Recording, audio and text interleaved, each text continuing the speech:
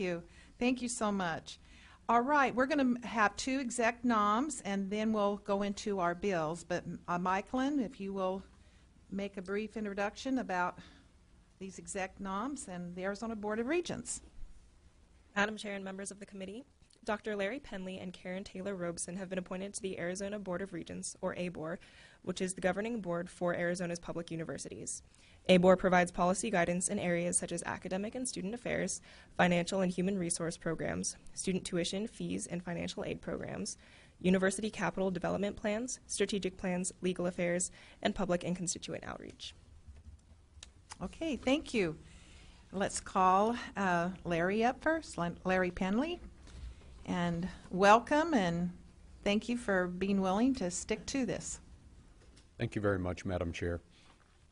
If I could, I'll introduce myself. My name is Larry Penley, Senators and Madam Chair. I am serving the incomplete term right now of Director Mark Killian. I was appointed by the governor in October of 2015, and I completed the remainder of his term at the end of December. I am president of Penley Consulting, a management consulting firm. I have a long career in higher education. I was president of Colorado State University, chancellor of its system, president of the Thunderbird School of Global Management, as we transitioned Thunderbird into a part of Arizona State University to assure its long-term financial viability and to avoid closing the school. Prior to that, I was dean of the W.P. Carey School of Business and professor of management at Arizona State University. I grew up in East Tennessee, was born in Southwest Virginia. I am a first-generation college student. My father completed 8th grade. My mother completed high school. I went on to Wake Forest University, and my PhD is from the University of Georgia. Thank you, Madam Chair. If there's other things that I should add, I'll certainly be happy to do that or answer any questions or issues that you and the senators might wish to raise. Thank you very much, Mr. Penley. I sure enjoyed visiting with you yesterday. Is there any questions from the senators for Mr. Penley? Yes, Senator Bradley. Madam Chair, Dr. Penley, thanks for coming.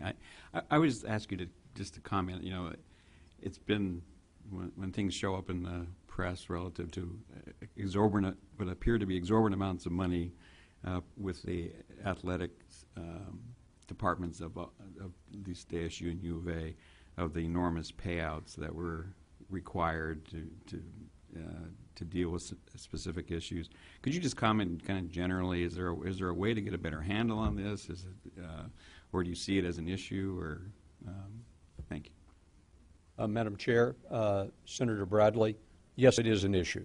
To provide the straightforward answer to this, the labor market for particularly football coaches and basketball coaches has really risen enormously. The Southeastern Conference in the areas of South Carolina, Alabama, et cetera, has been the leader in the country in really raising these coaches' salaries so substantially it is almost unbelievable at this point. The Pac-12 here in the West has tried to maintain lower levels of compensation to these coaches, but lower levels mean still what we would consider exorbitant salaries. These payouts that we've seen both at Arizona State University and the University of Arizona are not good for any of us. They're certainly not good for the citizenry of the state of Arizona, nor are they for these universities. While non-state funds have been used for the payouts, it still represents substantial amounts of money that might well have been used in other ways. I can assure you that the Arizona Board of Regents is quite concerned and is developing additional policies, both with regard to coaches' salaries as well as looking at the area of management of athletics. That has been in the news much lately as a result of Michigan State University, and I can assure you that we will not leave that issue here in our universities untouched as well in terms of additional examination and review that we believe will help to build a better culture in athletics. So you didn't ask that question, Senator, Madam Chair, but I thought it deserved an answer too in light of the press, the very point that you had raised, Senator Bradley. Thank you. And Senator Gray. Thank you, Madam Chair, and thank you for being willing, and I've told Karen this too, to go through this process to serve it's a commitment, and I appreciate that. And it's a very important position. I will just say one of my concerns, as we know there's a lawsuit going on right now, our Constitution calls for us to have as free of education as possible. I think we've kind of blurred our mission, and one of the things I've said, being a board member, if everybody's focused on the mission of that organization, you will achieve good results. You may have differences of agreement, but I think our mission has gotten skewed, and our focus is more on pride than providing an affordable education, and that's my concern. I also know that one of the comments I've been involved with in leadership in larger organizations is it takes a long time to turn a big ship. But one of the things I truly believe, and I've been a part of some of those big ships, and if you don't turn the wheel, you never get turned. And I think it's critical that the Board of Regents are looking at this to say, have we got skewed from our mission? It's great to be proud of our universities for accomplishing certain goals, but if we leave our children either in the dust or with a tremendous debt that it takes them years to pay, are we being honest with the people that we're serving? And I've got serious questions and concerns about that. So one, I want to applaud you for being willing to continue to serve. And again, it's a commitment, it's a sacrifice, and I appreciate that. But I would just like to throw my little caveat out is, what is the constitutional mission of our universities?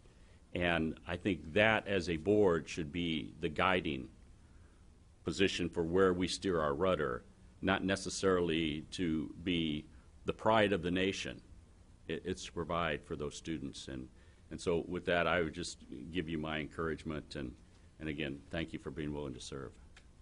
Madam Chair, Senator Gray, I accept your comments with absolutely the best intentions, and I concur with you. It is our job as the Board of Regents to provide increased access and to assure that the young people, as well as not so young, who graduate from our institutions can get into the workforce and go on and be quite productive. I agree with you completely. The loans that students have had to take out have really represented a drag on their ability to be more productive. Thankfully, the outstanding loans in Arizona for our students are substantially below what we might see elsewhere. And I completely agree with you. It is the fundamental goals that we have as an institution, and that is bringing greater access, which means affordability, to these institutions and graduating students at a higher rate. We have raised rather substantially both the 4-year and 6-year graduation rates. Our goals still are outstanding. We haven't reached them yet for 2025, but I can assure you that when I became a board member, one of my first actions was to add an additional goal to the Board of Regents associated with community college transfers. And we have Dean A. College here today with us as well, and we were discussing that before we began this morning. But the community colleges offer a means for a lot of young people to get into the educational process at substantially lower expense to their families. So to me, raising that transfer rate was absolutely essential. But at the same time, we as board members have focused on the amount of financial aid that these institutions provide to their students, again as a means to address the very issue that you raised, Senator, and that is, I think, an important one. So I hope you take my comments, Madam Chair, Senator Gray, as absolutely consistent with the goal of increasing our access and making these educational experiences affordable for what I believe are some of the finest universities in the country. Although I agree with you, prestige is not the issue. The fact that 2 of our universities, Arizona State University and the University of Arizona, are considered in the top 40 of all the world's universities is a remarkable statement. And one of the factors, among many factors that are built into that, but a very important one, is the student experience and the graduation rates of those students. Thank you, Senator Gray. Thank you, Madam Chair. You're welcome. I think Senator Brophy said she had to that point, and then we'll have Senator Miranda. Thank you, Madam Chair. And to that point, Senator Gray, Mr. Penley, I think your comments, Mr. Gray, Senator Gray, are right, on point, and I am taking them very much to heart with the understanding that it's the legislature that manages and controls and determines the budget, and that it is the legislature that determines how these institutions are funded, and that putting ourselves in those crosshairs and holding ourselves accountable to ensure that these magnificent institutions get the resources they need to educate students from all walks of life into an increasingly challenging and sophisticated workforce requirements is on us.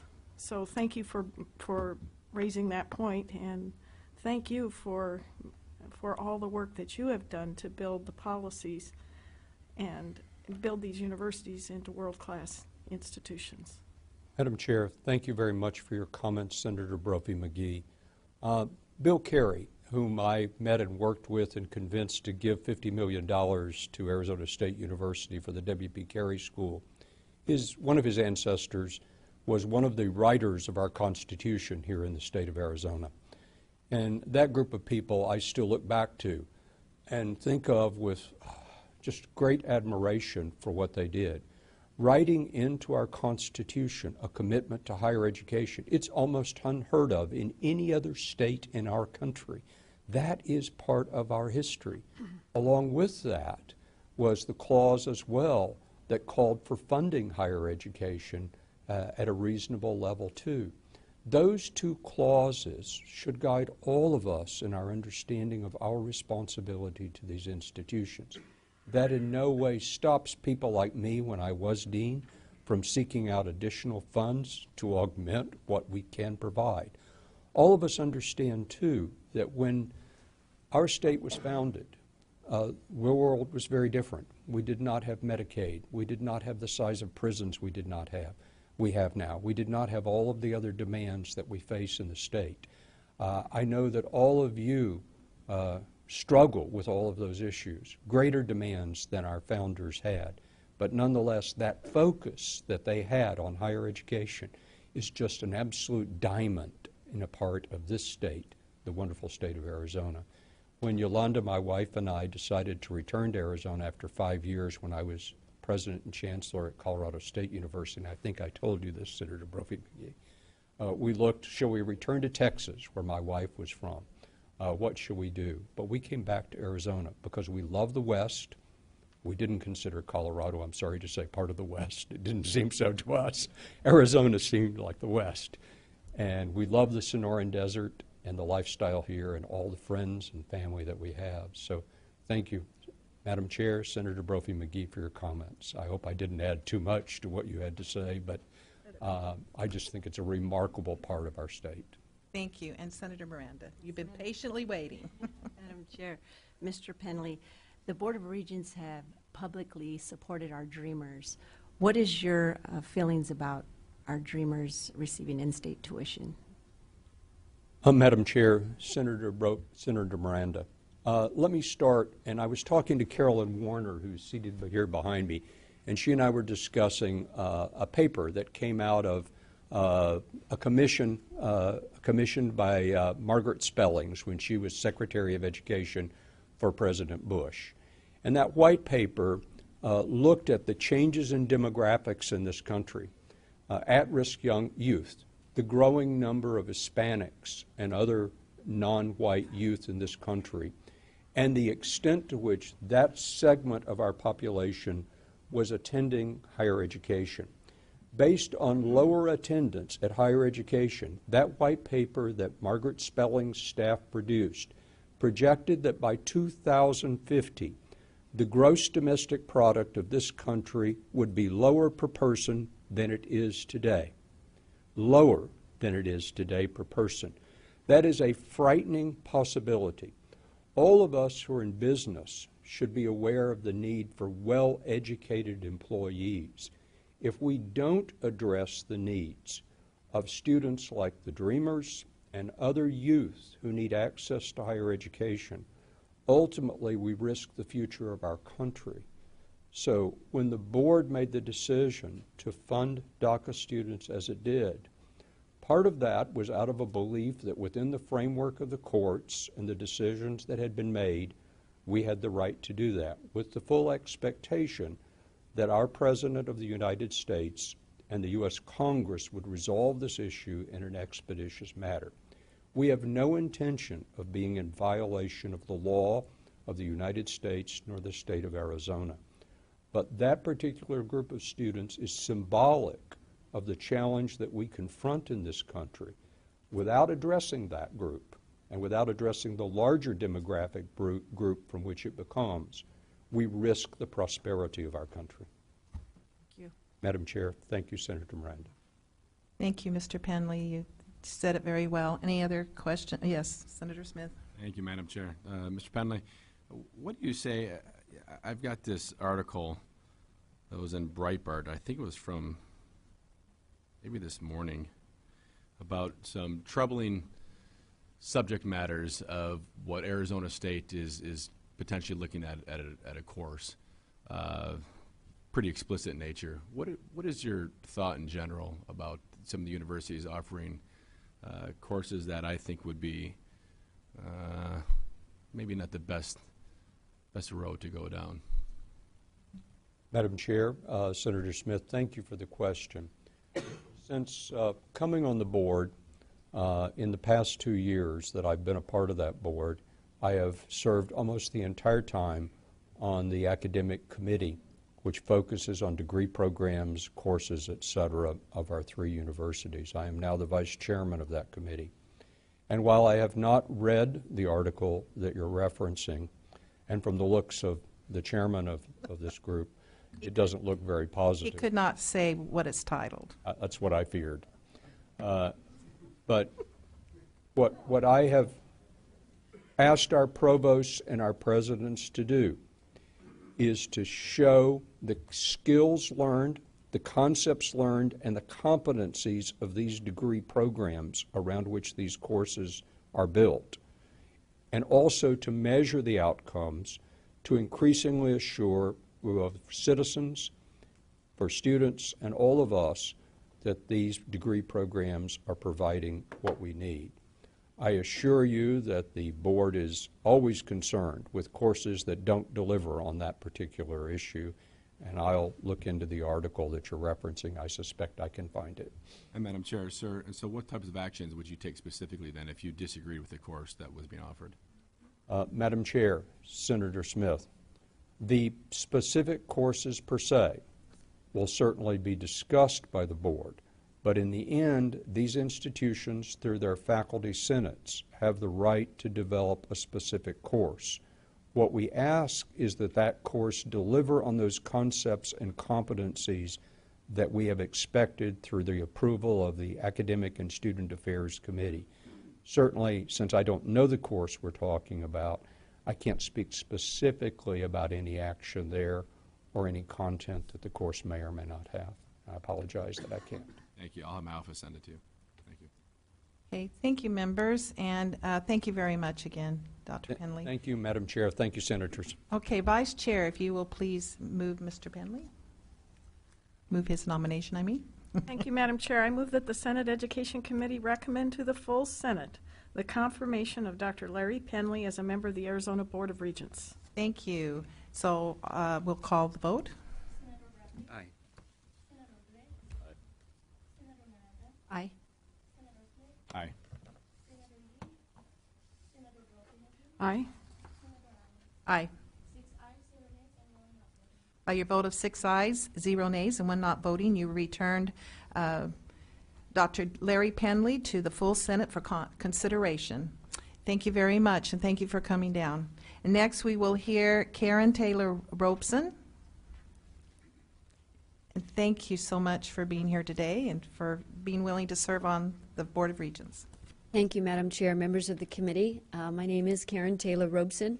I am an Arizona native, and I can tell you this is one of the highest honors and privileges of my career and my life to be standing before you as an appointee of the governor to the Arizona Board of Regents. I am a land use lawyer, a recovering lawyer, I should say, a graduate of Arizona State University College of Law, and for the last 24 years I have focused my attention in the areas of land use and real estate development. I am currently the president of Arizona Strategies, which is a land use consulting firm and real estate development firm. Over the course of that time, I have also served on a number of boards and community endeavors specifically focused on education and on economic development in this state. It is a passion of mine, and I think that is shown through some of the commitments I've made on these boards to move Arizona's economy forward. I believe that education and our economy are inextricably intertwined. They are interdependent, and without one, we're not going to have the other. Long gone are the days when real estate executives are making decisions for our companies to expand or to relocate in Arizona. It's the human resource people and executives at these companies that are making those decisions. And one of their top priorities is an educated workforce. And so what we do to promote and encourage and support our education institutions in Arizona is critical for our economic future. As I said, I'm an Arizona native. I grew up here in the capital starting when I was 5 years old, and I can't believe I'm standing here before you today.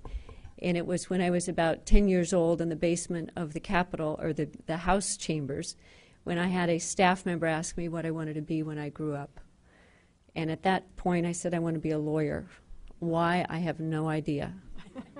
However, I continued on that path, graduated from Mesa Public Schools, and I see Dr. Jim Zaharis, who's the superintendent of Mesa Public Schools at the time, and then went on to Arizona State University, where I received 3 degrees. And at the time, Carolyn Warner was superintendent of public instruction. She also served on the Board of Regents. So I had the benefit of watching her and watching her leadership and the hard work of many leaders before me. So I've had a great education myself, both in public policy related to education and the private sector's contribution and dependency on our education system. With that background, I'm happy to answer any questions that you may have. Well, thank you. I do have a question. I don't really want to put you on the spot, but you know, the university's developing land and projects has become a topic down here, and I know that the board has worked on a policy concerning that. Can you share any of that with us? Yes, Madam Chairman, members of the committee. I believe one of the reasons I was asked to serve on the Board of Regents is my real estate background. As you know, the universities have a significant real estate portfolio simply in their academic buildings, and more recently in the other developments with which they have been involved. So I come at this with a pretty broad perspective, and perspective wearing my private sector hat and what the private sector has to go through in competing in real estate development. I also have the perspective now of the universities and what the universities have to do to support their ongoing operations in the face of balancing various funding sources. It's a balancing act. So I see both sides of the equation and completely understand why the real estate activities of the universities are being questioned at this point. Legislation that has been proposed, I don't know if it's the right answer, but I can tell you the right questions are being asked. And it's really, the time is now for the private sector, public policymakers and the universities to address this head on, because the universities have been basically told you have to go out and find funding sources. Is this the right funding source? Is it the right balance? I don't think we have an absolute answer at this point, but those questions need to be asked and answered. The chairman of the Board of Regents recently created a new subcommittee, the real estate subcommittee, of which he has asked me to chair.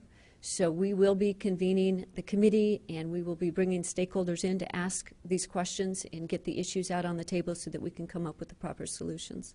Thank you very much for that. Any questions from our board members? I mean, our Senate members, I mean. All right. Thank you. Thank you so much.